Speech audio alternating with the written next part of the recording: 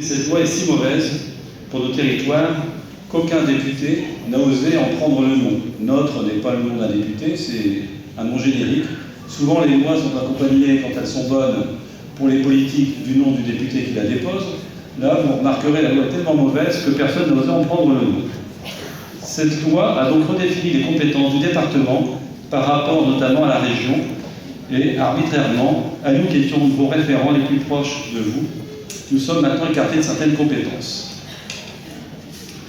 Les collèges sont la compétence du département, mais le transport des collégiens ne l'est plus. Demain, nous ne savons pas si ce transport sera payant ou gratuit pour les familles. C'est cela la nouvelle proximité décidée par les députés hors sol, loin du terrain et des réalités quotidiennes. Nous ne pouvons pas parler de l'avenir sans parler des mesures à prendre en faveur de l'environnement. Ce sujet est très polémique. Nous voulons simplement vous dire que le département favorise d'abord, par son action, les économies dans l'habitat, ce qui est la première mesure environnementale que chacun peut partager. Et en plus, cette mesure concrète, ça donne du travail aux artisans locaux. Le reste, l'éolien, le gaz, les panneaux photovoltaïques, chacun se fera son opinion, vous connaissez la nôtre. Encore un mot pour vous dire que, avant que Françoise fasse le bilan de ce que nous avons fait pour vous dans le département, vous dire qu'aussi les conseillers départementaux sont aussi là pour pousser des cris de colère, pour ne pas dire des coups de gueule. Quand monsieur le préfet nous dit que sur la Nationale 2, il ne peut rien faire, qu'il n'a pas les crédits pour améliorer la sécurité des usagers, on n'a pas hésité, l'un et l'autre, à pousser un peu haut la parole, dénonçant ce qui n'était pas fait pour que des mesures soient prises. Alors, la première mesure, c'est la plus contraignante, c'est la régulation de la vitesse. Mais demain, on l'espère vraiment, on aura des aménagements routiers qui favoriseront le transport et la circulation des familles en toute sécurité. François s'investit énormément dans différentes actions. Pour vous les citer, c'est l'aide à l'enfance, à la famille, l'entretien des routes de notre département. Elle est aussi vice-présidente de Val-Lorraine. Elle va vous présenter les subventions que le département a octroyées directement à votre commune. Merci à tous.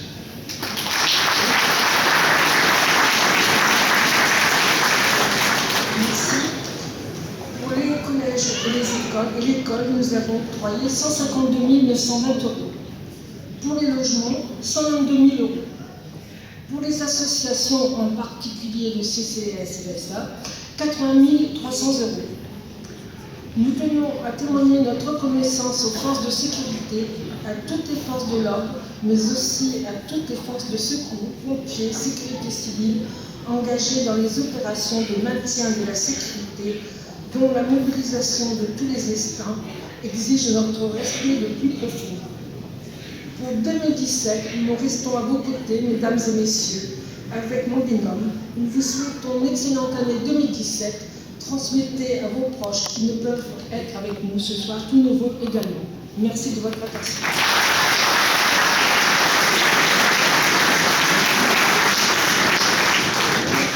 Notre députée, Madame Betcher, va vous dire un mot. Oui, c'est bon.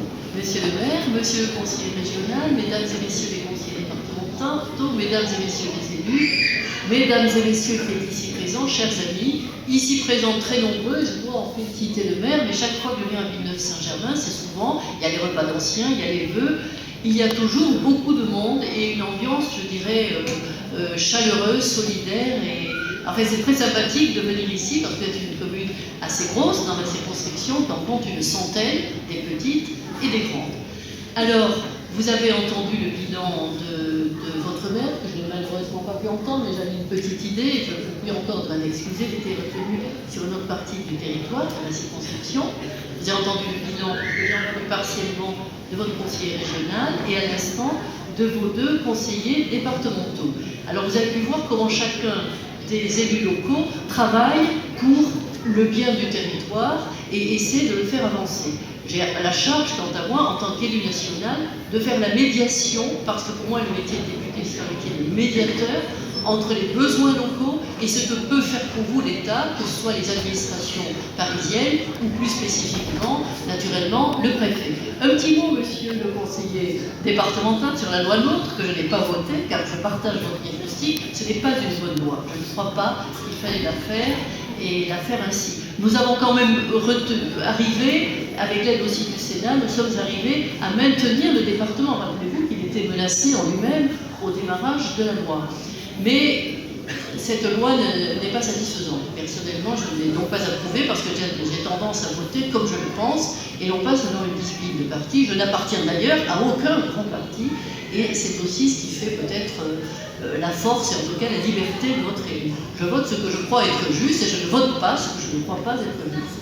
Alors, loi NOTRe ou pas loi NOTRe, vous avez un département qui fonctionne, donc on a quand même maintenu les compétences, cela vient de vous être rappelé, et nous en avons besoin.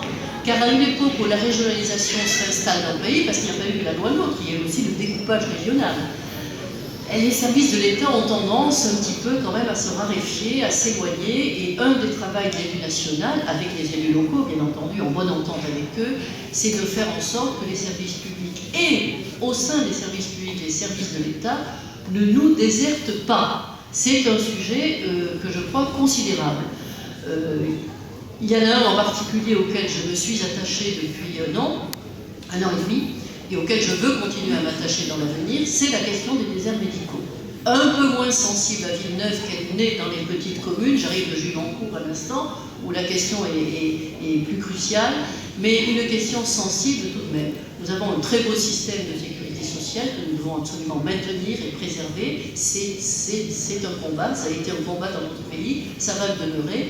Mais enfin, il marche bien parce que nous avons un corps médical suffisamment présent sur le territoire.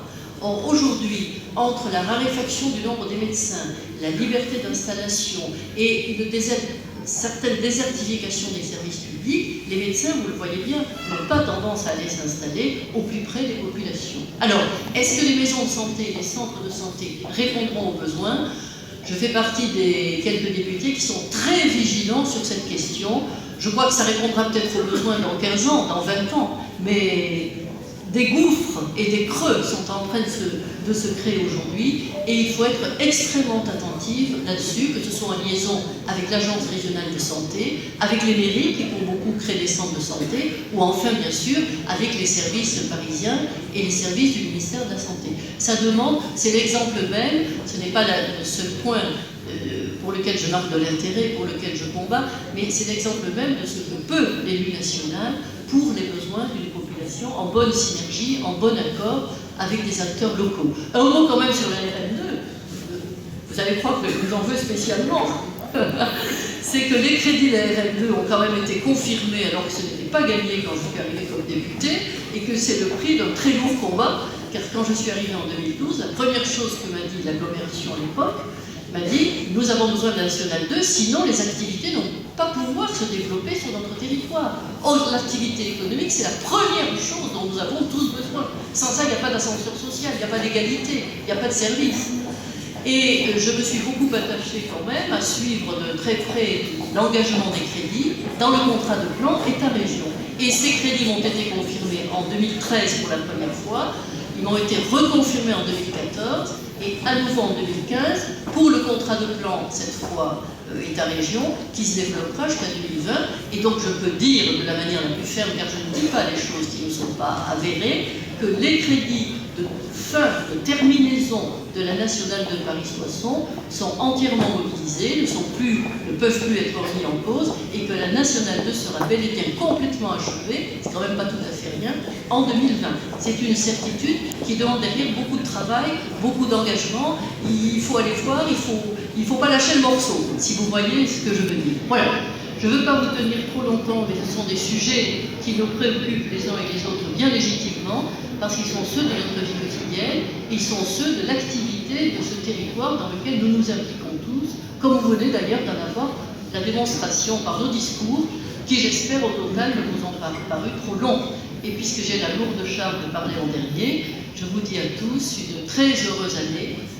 La santé, j'en ai parlé, c'est vous dire que ce vœu est particulièrement sincère, beaucoup de joie familiale et personnelle aussi, dans un pays qui vit une époque mouvementée, que ce soit sur le plan international ou même national. Gardons notre sang-froid et gardons ces petites joies, encore une fois, personnelles et familiales, sans lesquelles nous ne gagnerons pas en solidarité, nous n'affronterions pas le plus bel monde que nous pouvons pourrons le faire. C'est année 2017 qui nous attend. Tous mes voeux encore à tous et très bonne soirée.